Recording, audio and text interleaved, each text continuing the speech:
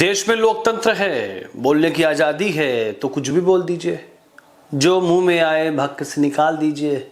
ये भी मत सोचिए कि वो देश के खिलाफ है या नहीं। अरे इतनी मत मारी गई है कि समझ में नहीं आ रहा है कि क्या बोलना है क्या छोड़ना है। आप सोच रहे होंगे कि आखिर ऐसा क्या मामला है जो मैं भड़का हुआ हूं। मामला है एक बयान का, मामला है हिंदुस्तान का, मामला है वक्फ संशोधन बिल को लेकर। दरअसल इस बिल के खिलाफ देश की राजधानी दिल्ली में एक मीटिंग बुलाई गई। मीटिंग में पूर्व राज्यसभा सांसद मोहम्मद अदीब अपनी असली पहचान दिखा गए। ऐसा कुछ बोल गए कि विवाद खड़ा हो गया।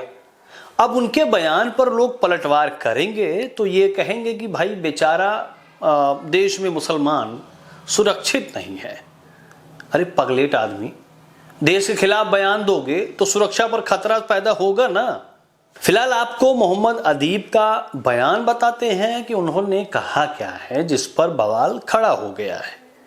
दरअसल वक्फ बोर्ड की मीटिंग के दौरान मोहम्मद अदीब मंच पर संबोधन दे रहे थे।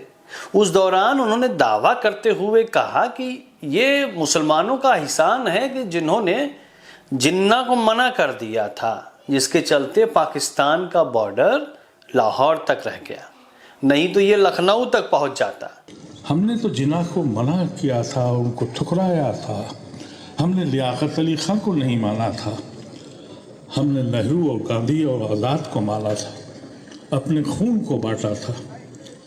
अगर हम जिन्ना के साथ जाते और अगर उस वक्त हम सब मुसलमान जिन्ना के साथ जाते, ये एहसान तो हमारा हुकूमत को मानना चाहिए।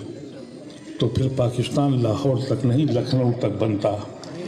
हमारा एहसान है, हमने पाकिस्तान को मुख्तसर कर दिया और हमें सजा देते हो तुम। अरे सच में अदीब, आज़ाद भारत में रहकर ये जो ज्ञान दे रहे हो ना, वो तुम्हारी असली पहचान जाहिर कर रही है। जिन्ना और उसके इरादों से तुम्हें इतनी मोहब्बत क्यों है भाई?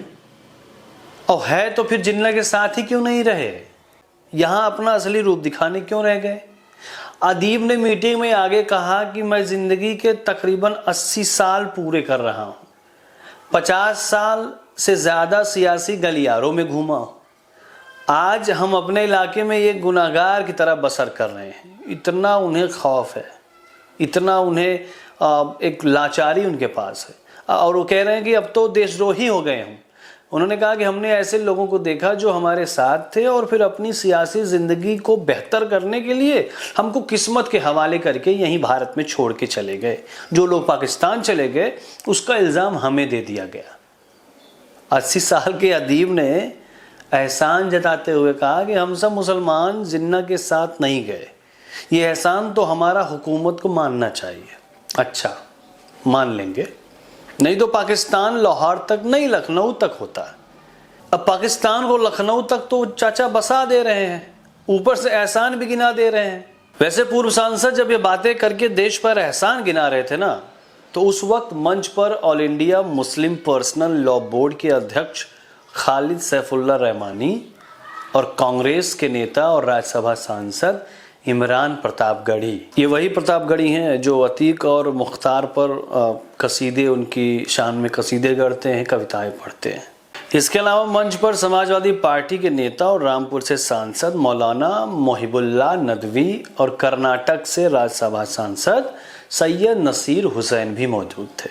अब ज़रा आप सोच कर देखिए कि देश की आज़ादी के लगभग 78 साल हो चुके हैं, लेकिन मोहम्मद अदीब जैसे लोगों को बंटवारे में पाकिस्तान को कम ज़मीन मिलने की कसक सता रही है, ऊपर से एहसान भी जता रहे हैं। उन्हें दुख इस बात का है कि आखिर पाकिस्तान की सीमा लाहौर तक ही क्यों है।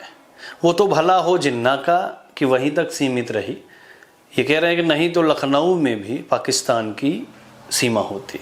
आखिर ऐसे लोगों से उम्मीद की जा सकती है क्या कि ये लोग देश के हित में लगे हैं?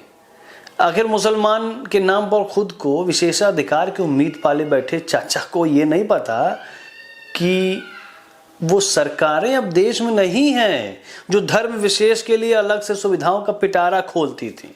अब बात सबकी समान होगी और हक भी समान मिलेगा। ये जालीदार टोपी पहनकर अलग से व्यवस्था पाने की लालसा त्याग दो महाराज, नहीं मिलेगा।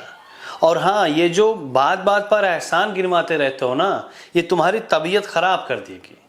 लालच बुरी बला है, इतना तो जानते ही हो। लेकिन उस लालच में अब तुमको रोटी डालने के लिए सरकार वो वाली नहीं रही जिसके दम पर लंबी लंबी फेंकते थे।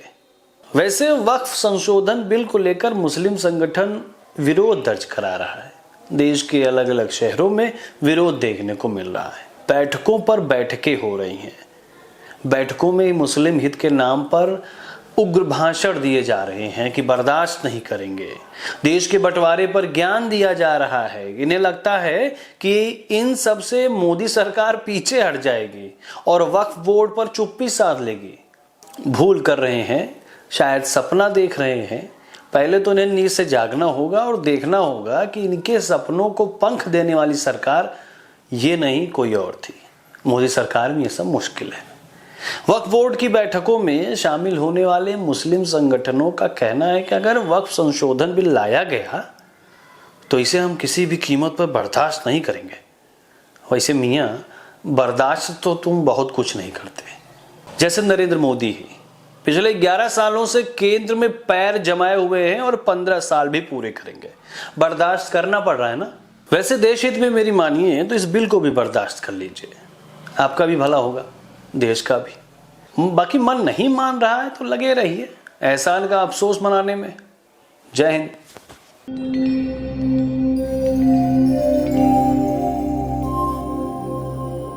टीवी द्वापरा, संभवामि युगे युगे। अगर ये प्रोग्राम आपको अच्छी लगी तो लाइक, शेयर और कमेंट करें। टीवी द्वापरा के प्रोग्राम्स को हमेशा देखने के लिए सब्सक्राइब करें, बेल आइकॉन दबाएं।